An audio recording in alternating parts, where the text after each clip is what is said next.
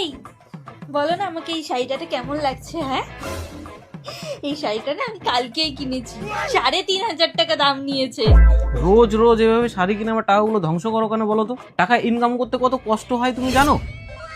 1 টাকা ইনকাম করার মরদ নেই, শুধু ধ্বংস করার বেলায় আছে। रुको जरा सबर करो। রাতে কি খাবা?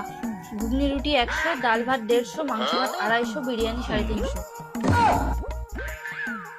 বলো কি খাবা, নাকি কিছু বানাবো না? ডাল ভাত।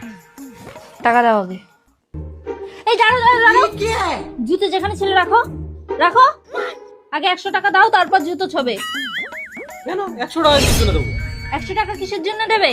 এই যে জুতোটা আমি পরিষ্কার করে রেখেছি, এটা তো নোংরা হয়েছিল, আমাকে কষ্ট করে এটা পরিষ্কার করতে হয়েছে। 100 টাকা দাও, নইলে খালি পায়ে যাও।